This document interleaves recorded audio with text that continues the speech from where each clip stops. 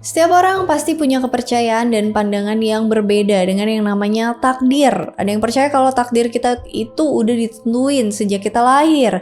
Tapi ada juga yang percaya kalau tindakan kita sendiri yang nentuin takdir kita di masa depan. Intinya takdir manusia itu selalu berhubungan dengan setiap aspek kehidupannya. Mulai dari kelahiran, karir, jodoh, sampai dengan kematiannya. Di berbagai agama dan mitologi juga punya konsep takdir yang beda-beda. Contohnya, kayak yang pernah aku bahas di video benang merah takdir yang ada di mitologi Tiongkok. Di situ dijelasin kalau sebenarnya jodoh kita itu udah ditakdirkan dan diikat sama benang merah. Nah, kalau di mitologi Yunani beda lagi nih, karena takdir itu sebenarnya adalah dewi. Kok bisa?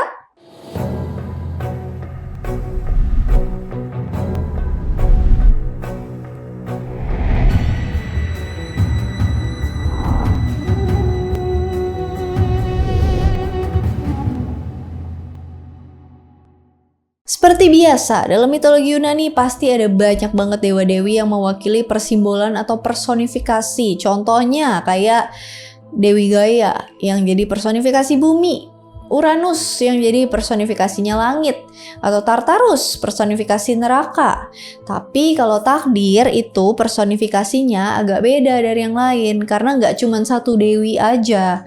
Tapi sebenarnya mereka itu adalah 3 dewi bersaudara yang bernama Clotho, Lachesis, dan Anthropos. Nah, ketiga bersaudara ini disebut sebagai Moirai, yang menurut etimologi bahasa Yunani kalau diambil dari kata Moira berarti pembagian dan kata Moros yang berarti takdir, nasib, atau ajal. Jadi, secara keseluruhan Moirai itu artinya pembagian takdir. Karena di mitologi Yunani takdir itu dibagi dalam 3 jenis. Makanya personifikasi takdir terdiri dari 3 dewi bersaudara. Dalam teogoni Hesiod disebutin kalau ketiga dewi takdir ini merupakan keturunan dari dewa-dewi primordial yang ada di generasi pertama, yaitu dewa Erebus dan dewi Nyx. Dan juga pernah aku bahas lengkap nih di video sebelumnya. Meski begitu, versi lain juga nyebutin kalau mereka itu keturunan dari Zeus dan Themis. Tapi mungkin ya, kalian bingung kenapa sih kok personifikasi takdir bisa ada 3, kenapa nggak satu aja kayak yang lain? Karena ya, mereka punya 3 tugas berbeda yang saling berhubungan satu sama lain. Makanya mereka bertiga ini merupakan satu kesatuan, nggak akan bisa dipisahin. Jadi apa aja sih tugas mereka bertiga? Ayo kita bahas satu-satu. Clotho. Di antara ketiga Moirai bersaudara ini, ternyata Dewi Clotho yang jadi anggota yang paling muda atau anak bungsu, tugasnya paling menonjol di antara kakak-kakaknya yang lain. Selain itu, walaupun Dewi Clotho ini memang terdengar asing dan gak terlalu terkenal kayak kisah dewa-dewi lain, tapi ternyata Clotho lumayan banyak terlihat di peristiwa-peristiwa penting yang ada di sepanjang cerita mitologi Yunani. Jadi agak mirip kayak mitologi Tiongkok yang punya benang merah sebagai simbol takdir. Ternyata di mitologi Yunani pun takdir semua makhluk hidup itu juga disimbolin sama benang. Nah, tugasnya Clotho itu disebut dengan the spinner karena dia yang memutar, melilit, atau menggulung benang takdir. Dewi ini yang nentuin kapan, di mana, dan dengan cara apa makhluk hidup itu dilahirin. Jadi mungkin kalau misalnya pernah mikir, kok aku lahir di keluarga ini? Kok aku lahir di zaman ini? Kenapa aku gak lahir di luar negeri aja? Jawabannya itu karena udah ditentuin sama Dewi Clotho. Selain itu, dalam beberapa kasus ternyata Dewi ini juga punya wewenang buat membangkitkan orang mati. Contohnya, kayak yang pernah aku bahas di video Tartarus. Di situ ada salah satu penghuni neraka yang bernama Tantalus. Orang ini dimasukin ke neraka karena dia tega banget membunuh dan memutilasi Pelops, anaknya sendiri. Karena itu, Clotho mutusin buat menghidupkan Pelops yang udah dibunuh sama bapaknya tadi. Gak cuman itu, ternyata ada lagi nih beberapa kontribusi Dewi Clotho yang mencolok di mitologi Yunani. Kayak pas dia bantu para Olympians memenangkan pertempuran melawan para Giants di perang Gigantomachy. Dewi ini juga bantuin Zeus melemahkan Typhon dengan ramuan beracun. Selain itu, Clotho juga sempat dikasih penghargaan karena membantu Hermes nyiptain huruf-huruf alfabet buat bangsanya. Terus ada lagi nih salah satu kisah Dewi Clotho yang agak menarik karena ternyata ada seorang putri bernama Alcestis yang berhasil membujuk Clotho buat membangkitkan orang yang udah meninggal. Putri Alcestis ini manfaatin keadaan Clotho yang waktu itu lagi mabok. Makanya dia gampang banget dibujuk buat bangkitin suaminya yang namanya Admetus. Tapi Clotho ngasih syarat supaya Alcestis gantiin kematian Admetus dengan nyawanya sendiri. Jadi nyawa diganti nyawa deh. Setelah mereka sepakat, tiba-tiba Alcestis sakit parah dan harus menanggung takdir kematian demi suaminya. Ini nih yang dibilang kekuatan cinta sejati. Dimana lagi coba dapet cewek yang baik banget sampai rela ngorbanin nyawanya sendiri? Cuma di mitologi Yunani. Lachesis. Dari ketiga Dewi Takdir, Lachesis itu posisinya ada di tengah-tengah. Dewi ini punya julukan The Allottor, yang tugasnya itu membagi atau menentukan takdir dari perjalanan hidup semua orang. Jadi, yang menuntun semua pilihan kita dan kemanapun kita pergi, itu sebenarnya adalah si Lachesis. Termasuk nentuin perjalanan karir dan jodoh kita. Beda sama Clotho yang tugasnya menentukan takdir masa lalu kita, Dewi Lachesis ini perannya ada di masa sekarang. Dipercaya kalau dia muncul 3 hari kemudian setelah kelahiran manusia. Biasanya Lachesis ini muncul pakai baju putih sambil megang sebuah tongkat pengukur buat nentuin sampai mana perjalanan hidup manusia itu berakhir. Bahkan takdir para dewa juga ada di genggaman Dewi ini. Jadi bisa dibilang wewenang dan kekuasaan para Dewi Takdir itu udah ada di tingkat tertinggi yang melebihi para dewa lain, karena mereka lah yang mengatur semua kehidupan sampai kematian semua makhluk hidup yang ada di dunia. Makanya para dewa sekalipun tuh gak berani macem-macem sama 3 dewi ini. Di sepanjang cerita mitologi Yunani, cuman Zeus aja yang paling dekat sama mereka bertiga. Gak heran sih, karena Zeus itu bisa dibilang rajanya para dewa, jadi cuma perintahnya Zeus yang bisa didengar sama Dewi Takdir. Meski begitu ternyata Zeus gak bisa seenaknya ngubah-ngubah takdir orang, karena itu udah tatanan alam yang gak boleh dilanggar. Walaupun ya dia itu dewa penguasa. Contohnya saat anak kesayangan Zeus yang bernama Sarpedon ditakdirin buat mati di perang Troya. Sebenarnya waktu itu Zeus udah tahu kalau Sarpedon nantinya akan dibunuh sama Patroclus. Awalnya Zeus niat buat nyelamatin anaknya itu dari takdir kematiannya. Tapi sebelum itu terjadi, Dewi Hera ngingetin Zeus kalau yang namanya takdir itu emang gak bisa diubah. Karena semua orang yang mati di perang itu juga punya nasib yang sama. Kalau dipikir-pikir, emang gak adil sih kalau cuma anaknya Zeus doang yang ngelawan takdir kematian itu. Sementara rekan-rekan yang lain meninggal di peperangan. Ini nih, contoh kekuatan orang dalam yang mau ngelakuin nepotisme ternyata dari zaman mitologi Yunani juga ada yang kayak gini. By the way, mungkin di antara kalian kalau ada yang belum tahu tentang kisah perang Troya, sebenarnya udah pernah aku bahas di video sebelumnya, bahkan ada beberapa video. Jadi kalau misalnya kalian penasaran gimana kisah lengkapnya, bisa cek video-video aku tentang Trojan War. Atropos. Dalam puisi epik Yunani kuno yang berjudul The Shield of Heracles, disebutin kalau Atropos ini jadi dewi yang tertua di antara ketiga dewi takdir lainnya. Atropos juga punya beberapa julukan, yaitu Inexorable atau Inevitable. Inevitable. I am inevitable. Yang berarti tak terelakkan. Kenapa disebut gitu? Karena Dewi Atropos ini mewakili takdir mutlak semua makhluk hidup yang gak akan bisa dihindari, yaitu kematian. Makanya Atropos selalu bawa gunting di tangannya buat motong benang takdir yang menandakan kalau perjalanan hidup seseorang berakhir sampai situ. Tugas Atropos juga selalu dibantu sama dewa kematian Thanatos.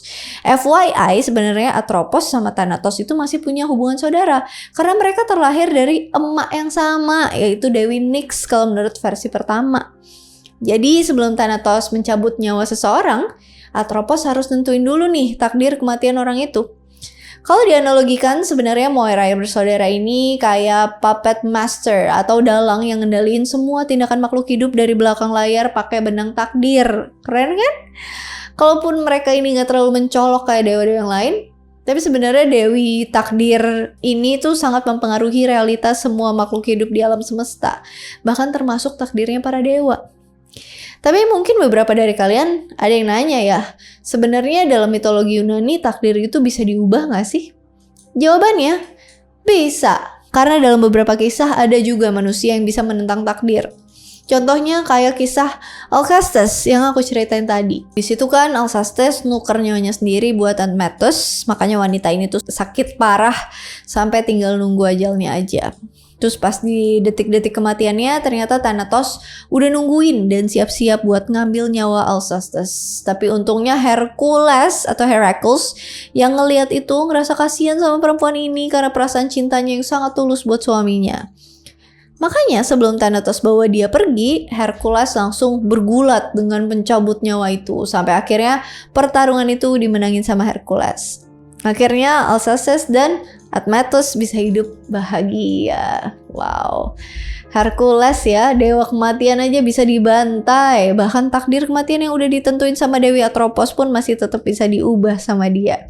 Ini menandakan kalau ada kemungkinan takdir itu emang bisa diubah dengan kerja keras. Gak cuma Hercules, ternyata ada juga loh manusia lain yang pernah ngubah takdirnya. Namanya adalah Sisyphus. Yang pernah dibahas di video aku. Intinya, ini orang tuh licik dan pintar banget karena dia berhasil menipu takdir kematiannya sendiri. Dia ngelakuin itu gak cuma sekali loh, tapi dia berhasil lolos dari kematian sampai beberapa kali. Bahkan Sisyphus juga pernah ngejebak Thanatos dengan cara ngiket pencabut nyawa itu pakai rantai. Selama Thanatos terjebak di sana, nggak ada satupun orang yang bisa mati. Terus Dewi Atropos juga nggak bisa motong benang takdir manusia karena Thanatos masih terbelenggu. Sampai pada akhirnya Dewa Perang Ares ngamuk dan ngancurin rantai itu buat ngebebasin Thanatos. Setelah itu Sisyphus dikasih hukuman yang kekal di Tartarus karena udah mempermainkan takdir kematiannya. Kisah Moirai dan Meleager. Selain beberapa kisah tadi, ternyata cerita Moirai yang paling mencolok itu ada di salah satu kisah pahlawan Yunani yang bernama Meleager. Dia adalah anak dari Raja Oeneus dan Ratu Althea. Jadi, 7 hari setelah Meleager lahir, ketiga Dewi Moirai datang dan ngunjungin Ratu Althea sama anaknya yang masih bayi itu buat ngasih ramalan. Clotho bilang kalau nantinya anak ini bakal ditakdirin buat jadi bangsawan. Ya jelas sih, bapak emaknya kan emang raja dan ratu, jadi ya otomatis nih anak emang ditakdirin jadi bangsawan, jadi pangeran yang nerusin tahta orang tuanya. Habis itu Lachesis ngasih tahu kalau udah gede nanti Meleager jadi manusia yang tangguh, berani, dan punya kekuatan di atas rata-rata manusia normal. Tapi ramalan dari Atropos yang paling ngeri nih, karena pasti berhubungan dengan yang namanya takdir kematian. Atropos awalnya nunjuk ke salah satu batang kayu yang ada di perapian rumah mereka. Terus dia ngasih tahu kalau umur Meleager ditentuin sama batang kayu itu. Jadi kalau kayu itu udah habis terbakar, berarti Meleager juga ikutan meninggal. Agak aneh sih emang. Kok bisa-bisanya ini Dewi seenak jidatnya aja gitu nentuin umur manusia dengan patokan kayu bakar. Dewi kematian mah bebas ya mau pakai cara apa. Tapi Althea yang dengar hal itu pasti nggak mau dong kalau anaknya cepat mati. Ya walaupun ramalan itu emang aneh, tapi mau gak mau ya Althea ini harus mengantisipasi kalau misalkan itu beneran terjadi. Makanya sebelum batang kayu itu terbakar habis, Althea cepat-cepat madamin api itu lalu nyimpan kayu bakarnya di tempat yang aman. Pinter sih. Dan ternyata trik itu beneran berhasil. Bayi itu tetap hidup sampai dia dewasa. Kalau kalian masih ingat kisah Jason and the Argonauts yang dulu pernah aku ceritain, ternyata Meleager ini jadi salah satu pahlawan yang ikut berpetualang sama Jason buat mencari bulu domba emas. Jadi dia adalah salah satu Argonaut. Menurut puisi epic Apollonius of Rhodes, dijelasin kalau Meleager saat itu jadi salah satu anggota yang paling muda dari para kru yang lain. Dan sesuai dengan ramalan Moirai, kalau dia itu kuat banget. Bahkan disebutin kalau dia jadi orang terkuat nomor 2 setelah Hercules. Dalam salah satu kisah Daedalus of Sicily nyebutin kalau Meleager berhasil membunuh Raja Colchis waktu Argonauts mau ngambil bulu domba emas itu dari dia. Jadi sampai sekarang ramalan Dewi Clotho sama Lachesis udah terjadi. Kisah Meleager yang paling terkenal waktu dia ditugasin sama bapaknya buat berburu babi hutan raksasa di Calydon. Jadi waktu itu Raja Oeneus awalnya bikin semacam kontes berburu dan janji kalau dia akan ngasih hadiah kehormatan berupa kulit babi yang berharga ke siapapun yang bisa membunuh babi raksasa itu. Orang-orang yang ikut kontes itu juga rata-rata emang manusia yang super kuat banget. Dan salah satunya adalah Atalanta dan Theseus. Jadi selama mereka berburu babi hutan itu, Meleager terpesona dan jatuh cinta sama kemampuan Atalanta yang jago banget berburu dan bertarung. Bahkan cewek ini berhasil melukai babi hutan raksasa itu, meskipun pada akhirnya kontes ini dimenangin sama Meleager karena dia yang akhirnya berhasil membunuh hewan itu. Tapi karena hatinya udah terlanjur berbunga-bunga dan jatuh cinta sama Atalanta, makanya hadiah kehormatan dari Raja Oeneus ditolak sama Meleager, dan dia bilang gini, harusnya Atalanta tuh yang pantas nerima hadiah ini karena dia yang pertama kali melukai babi hutan itu. Kalau gue mah cuma hoki aja bisa ngebunuh hewan itu karena udah dibuat sekarat sama nih cewek. Nah, karena Meleager bilang gitu, makanya hadiahnya resmi dikasih ke Atalanta. Tapi pamannya Meleager yang ngelihat kelakuan keponakannya itu nggak terima sama keputusan itu.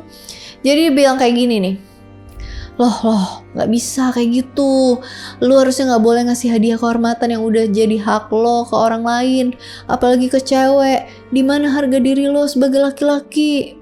Tapi karena Meleager ini udah bucin banget sama Atalanta, jadinya dia nggak terima sama apa yang dikatain omnya tadi. Makanya Meleager yang udah marah banget langsung membunuh pamannya sendiri. Karena peristiwa itu, Althea kesel banget sama perlakuan anaknya yang udah durhaka dan ngebunuh pamannya sendiri cuma demi cewek. Makanya Althea nyari kayu yang udah disembunyiin bertahun-tahun. Pas udah dapet, kayu itu dibakar sampai habis dengan tujuan buat balas dendam ke anaknya. Ada-ada aja. Ternyata ramalan Atropos emang bener karena habis itu anaknya langsung meninggal. Saat itu juga. Instant death. Jadi peran Moirai di kisah takdir Meleager yang penuh dengan drama itu berakhir sampai di sini. Moirai di beberapa literatur. Selain dalam mitologi Yunani, ternyata ketiga dewi takdir ini juga ada di beberapa budaya, literatur, dan mitologi lain. Contohnya kalau di mitologi Romawi, mereka bertiga disebut Parcae, yang kurang lebih mirip-mirip sama ketiga dewi Moirai dari Yunani. Perbedaannya cuman namanya doang. Misalnya Clotho, yang versi Romawinya disebut dengan Nona. Terus ada juga Dewi Decima, yang mirip sama Dewi Lachesis dari Yunani.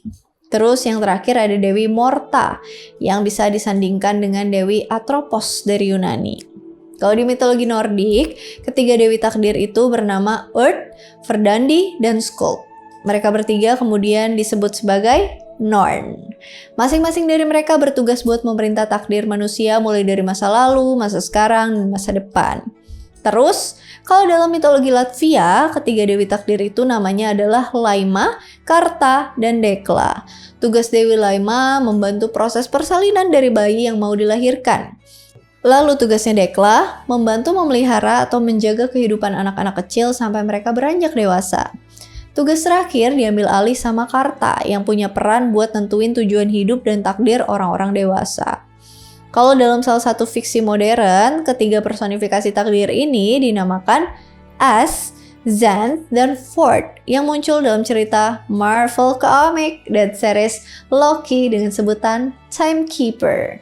Mereka adalah ketiga dewa penjaga garis waktu atau timeline di Multiverse Marvel, supaya takdir setiap makhluk hidup tetap ada di jalurnya.